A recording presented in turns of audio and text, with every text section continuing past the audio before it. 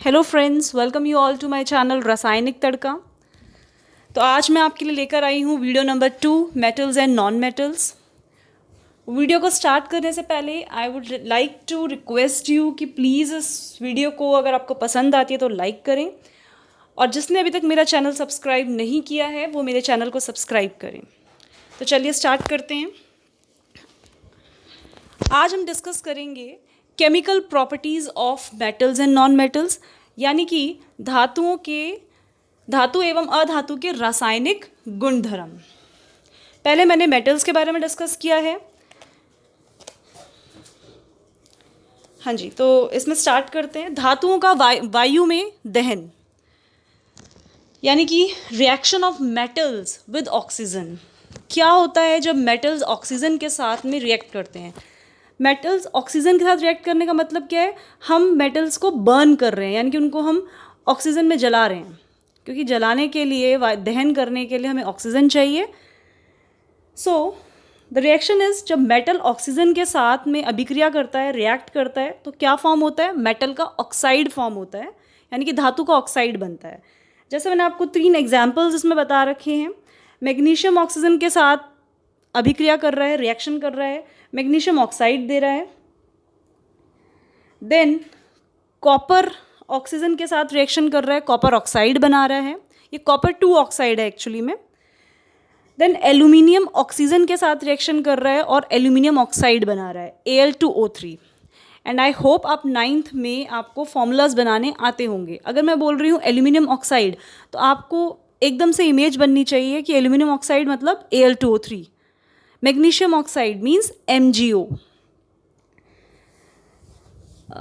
Then metal के जो oxides आपके फॉर्म हुए हैं उनका नेचर कैसा होता है? नेचर मतलब वो एसिडिक होते हैं, यानी कि वो अम्लीय होते हैं, या वो क्षारकीय होते हैं, बेसिक होते हैं।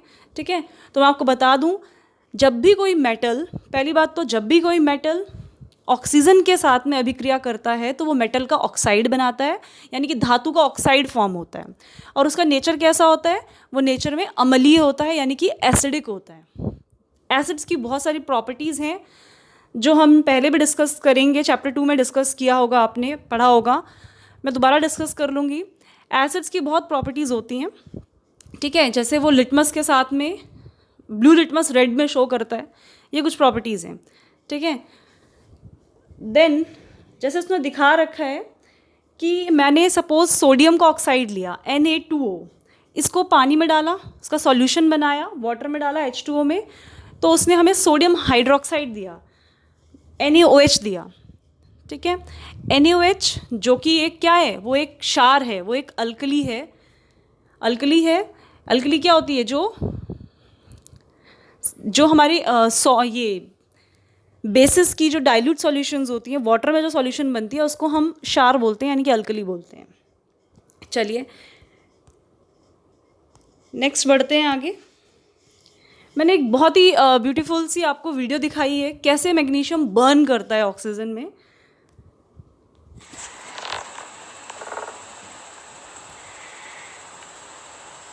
जैसे ही हमने मैग्नीशियम को बर्न करा, and you know that for burning oxygen is required,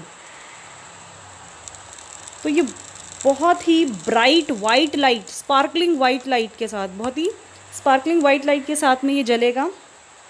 और आप ध्यान से अगर वीडियो को देखें, जैसे ये पूरा बर्न हो जाएगा, ये किस में टर्न हो जाएगा? ये बदल जाएगा एक वाइट कलर के पाउडर में। जो पाउडर किस चीज़ का है? मैग्नीशियम ऑक्साइड का पाउडर है ये पाउडर बन चुका है, और ये मैग्नीशियम ऑक्साइड का पाउडर है। चलिए अब नेक्स्ट देखते हैं अधातुओं का वायु में कैसे दहन होता है। अधातु पे बिल्कुल सिमिलर मेटल्स की तरह, धातुओं की तरह ऑक्सीजन में जलकर अधातु के ऑक्साइड देते हैं, यानी कि नॉन मेटल के ऑक्साइड देते हैं। जैसे कि हमने एग्जाम्पल, नॉन मेटल्स के बहुत सारे एग्जाम्पल्स आपको पता हैं, जैसे सल्फर हो गया, कार्बन हो गया, ठीक है, नाइट्रोजन हो गया, मेनी एग्जाम्पल्स आर देयर। मैंने लिया है सल्फर को मैंने ऑक्सीजन में जब बर्न करा, जलाया उसको, तो उसने मुझे कौन सी गैस दी? सल्फर डाइऑक्साइड गैस बन गई। ऐसे ही जब मैंने कार्बन को ऑक्सीजन में जलाया तो उसने मुझे कार्बन डाइऑक्साइड दिया। आप देख सकते हैं नीचे एक पिक्चर भी मैंने शो की हुई है। जैसे ही सल्फर बर्न करेगा तो वो सल्फ़र डाइऑक्साइड गैस बनेगी, जिसको वो टेस्ट ट्यूब में कलेक्ट कर रहे हैं। ठीक है, नेक्स्ट आगे बढ़ते हैं।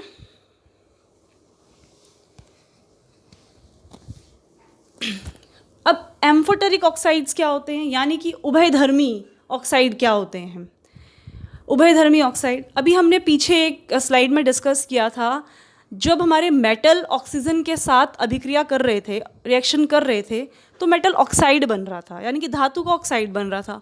और उनका नेचर कैसा था, वो अम्लीय थे, यानी कि एसिडिक थे। क्या सारे धातु, क्वेश्चन अब यहाँ पे ये बनता है, क्या सारे धातु जब ऑक्सीजन के साथ अभिक्रिया करते हैं और धातु ऑक्साइड बनाते हैं, तो वो क्या सारे ही अम्लीय होते हैं? तो इसका जवाब है नहीं, सारे धातु के ऑक्साइड अम्लीय नहीं होते हैं।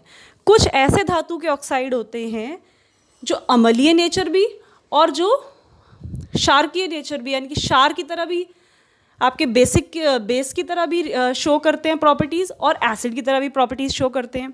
इनको हम बोलते हैं एम्फोटेरिक ऑक्साइड्स, यानी कि उभयधर्मी ऑक्साइड्स। जैसे कि एग्जाम्पल है एल्यूमिनियम ऑक्साइड, नीचे दे रखा है, और दूसरा एग्जाम्पल है जिंक ऑक्साइड। देखिए मैं रीड कर देती हूँ। Metal oxides which react with both acids as well as bases to produce salts and water. ठीक है, ऐसे मेटल ऑक्साइड्स जो अम्ल के साथ भी अभिक्रिया कर सकते हैं। अगर वो अम्ल के साथ अभिक्रिया कर रहे हैं तो वो उस स्टेट में वो एक बेस की तरह, अगर वो अम्ल के साथ कर रहे हैं तो वो उस स्टेट में क्षार हैं। समझ रहे हो? क्योंकि एक अम्ल, सॉल्ट कब बनता है, लवण कब बनता है, सॉल्ट यानी कि लवण कब बनता है, जब एक अम्ल और एक क्षार आपस में अभिक्रिया करते हैं तो हमारा लवण बनता है, यानी कि सॉल्ट बनता है। ठीक है, अभी हमने कहा, मान लो मैंने ले लिया एल्यूमिनियम ऑक्साइड, अगर मैंने ले लिया, ठीक है, एल्यूमिनियम ऑक्साइड, देखो इस स्लाइड में ध्यान से देखिएगा, मैंने एल्यूमिनियम ऑक्साइड लिया हुआ है जो कि एक उभयधर्मी ऑक्साइड है, यानी कि एम्फोटेरिक ऑक्साइड है। वो इसमें अम्ल के साथ भी अभिक्रिया कर रहा है, HCl के साथ भी कर रहा है, और बेस के साथ भी कर रहा है, यानी कि क्षार के साथ भी कर रहा है, NaOH के साथ भी कर रहा है। ठीक है, मैं आपको एक चीज़ दिखाना चाहूँगी, इधर ध्यान से देखिएगा। Al2-3 जब यहाँ पर HCl के साथ अभिक्रिया कर रहा है, ठीक है, तो इसका HCl क्या है, एक अम्ल है, और यहाँ पर Al2-3 क्या होगा, इस टाइम एक बेस होगा, यानी कि एक क्षार होगा। ये क्लियर है?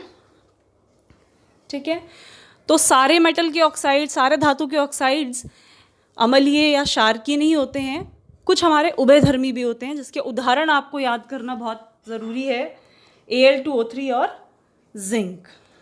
चलिए आगे बढ़ते हैं।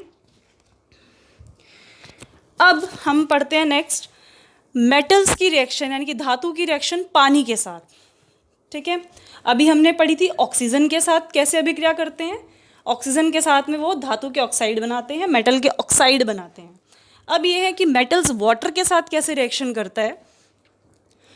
जब भी कोई धातु जल के साथ अभिक्रिया करेगा तो वो क्या बनाएगा, धातु का हाइड्रोक्साइड बनाता है। पहले ऑक्साइड बनाएगा, फिर फर्दर जब वाटर के साथ रिएक्ट करेगा तो फाइनली धातु का हाइड्रोक्साइड बनाएगा।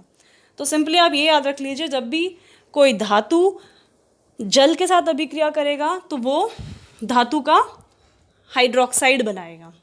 हाइड्रोक्साइड का सिंबल आपको पता है OH होता है ना, जैसे NaOH हो गया हाइड्रोक्साइड्स में एग्जाम्पल, और MgOH होल ट्वाइस हो गया, मैग्नीशियम हाइड्रोक्साइड जिसे आप बोलते हो। ये सब हमारे हाइड्रोक्साइड्स हैं। तो याद रखिएगा, धातु हाइड्रोक्साइड बनता है वाटर के साथ। अब नेक्स्ट क्वेश्चन ये बनता है, क्या सारे धातु एक ही तरह के पानी के साथ अभिक्रिया कर लेंगे? तो इसका जवाब है नहीं। हम आगे पढ़ेंगे ऐसा क्यों होता है कि सारे धातु एक जैसी अभिक्रिया क्यों नहीं दिखाते। लेकिन आप देखेंगे, आपको जो स्टार्टिंग में 3 धातु नज़र आ रहे हैं, मेटल्स नज़र आ रहे हैं, पोटेशियम, सोडियम, कैल्शियम, ये हमारे ठंडे पानी के साथ अभिक्रिया कर रहे हैं, कोल्ड वाटर के साथ। ये याद रखना ज़रूरी है। ऐसा क्यों होता है? ऐसा इसलिए होता है क्योंकि ये इतने ज़्यादा रिएक्टिव मेटल्स हैं, इतने ज़्यादा अभिक्रियाशील धातुएं हैं कि इन्हें ठंडे पानी के साथ भी अभिक्रिया कर लेते हैं। पानी की थोड़ी सी बूंद भी गिरेगी, उससे भी अभिक्रिया कर लेंगे ये। ठीक है, लेकिन बनता हमेशा क्या है, हाइड्रोक्साइड। पोटेशियम के केस में पोटेशियम का हाइड्रोक्साइड बना KOH, सोडियम के केस में सोडियम का हाइड्रोक्साइड बना NaOH, कैल्शियम के केस में कैल्शियम का हाइड्रोक्साइड बना, CaOH होल ट्वाइस। नेक्स्ट हम देखते हैं मैग्नीशियम जो है वो हमारा गर्म पानी के साथ अभिक्रिया करता है। ये आपको डिफरेंस पता होना चाहिए। सारे धातु एक जैसे पानी के साथ अभिक्रिया नहीं करते हैं, ठीक है। वो उनकी अभिक्रियाशीलता पर निर्भर करता है, उनकी रिएक्टिविटी कैसी है, कितने रिएक्टिव मेटल्स हैं वो, ठीक है। मैग्नीशियम हॉट वाटर के साथ बनाएगा वही मैग्नीशियम हाइड्रोक्साइड, ठीक है। नेक्स्ट है हमारा एल्यूमिनियम। एल्यूमिनियम पानी के साथ अभिक्रिया करके क्या बनाता है, एल्यूमिनियम ऑक्साइड प्लस सबसे इम्पॉर्टेंट चीज़, जब भी कोई धातु पानी के साथ में अभिक्रिया करता है तो हमेशा हाइड्रोक्साइड बनता है और हाइड्रोजन गैस हमारी निकलती है। अगर आप ध्यान से देखें तो सारे केसेस में हाइड्रोजन गैस निकल रही है, सारे ही केसेस में हाइड्रोजन गैस निकल रही है।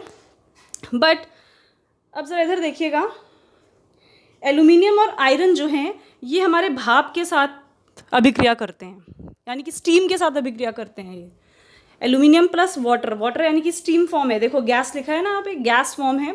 एल्यूमिनियम ऑक्साइड, यहाँ पर ये ऑक्साइड बना रहा है, हाइड्रोक्साइड नहीं बना रहा है, ये भी चीज़ आपको याद करनी है, रिएक्शंस आपको याद करनी पड़ेंगी। प्लस हाइड्रोजन गैस निकल रही है। और आयरन जो है वो फेरिक ऑक्साइड बना रहा है, Fe3O4। Fe3O4 को क्या बोलते हैं, फेरिक ऑक्साइड। चलिए नेक्स्ट चलते हैं। अब धातु की अम्ल के साथ, थर्ड हमारा है धातु की अम्ल के साथ अभिक्रिया कैसे होती है। जब भी कोई धातु अम्ल के साथ अभिक्रिया करता है, और हमने तनु अम्ल लिया है यानी कि डाइल्यूट अम्ल लिया है। डाइल्यूट का मतलब समझते हैं आप, जिसमें ऐसा अम्ल जिसमें पानी की मात्रा अधिक है, अम्ल कम है पानी अधिक है, ठीक है। जब भी कोई धातु अम्ल के साथ अभिक्रिया करेगा तो वो लवण और हाइड्रोजन गैस बनाएगा, ठीक है, ZnCl2 प्लस हाइड्रोजन।